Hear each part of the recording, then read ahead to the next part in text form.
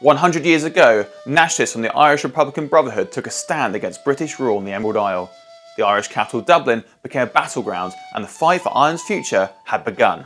With revolution, executions and help from the Germans, here are 5 things you didn't know about the Easter Rising.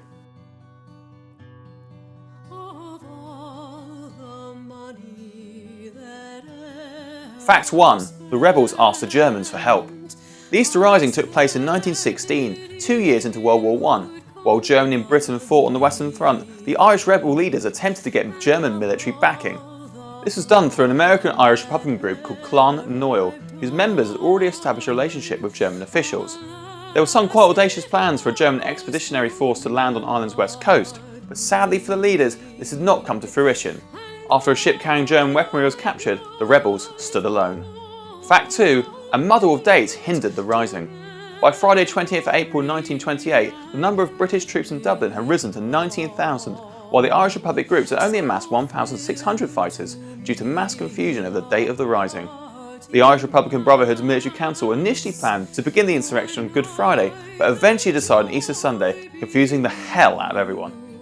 Fact 3. Not all the fighting took place in Dublin.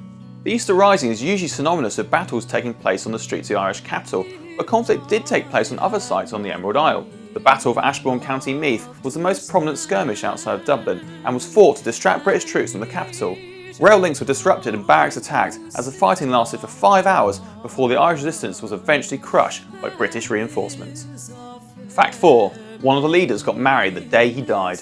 Poet, nationalist and rising leader Joseph Plunkett married his fiancée Grace Gifford at Kilmainham Jail 8 hours before his execution. Romantic perhaps, but the sad reality is that hours after he'd be kissing his new wife, he would be kissing hot lead.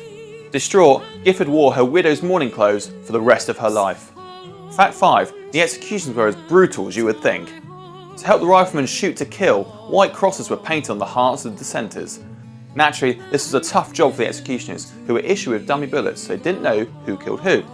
One of the leaders, James Connolly, had to be carried to his execution on a stretcher and shot while sitting down, as his wounds were so bad that he couldn't stand. There you have it, 5 facts on the Easter Rising 100 years to the day. I hope you enjoyed the video, and remember to give us a like and subscribe below. Thanks for watching, and see you next time.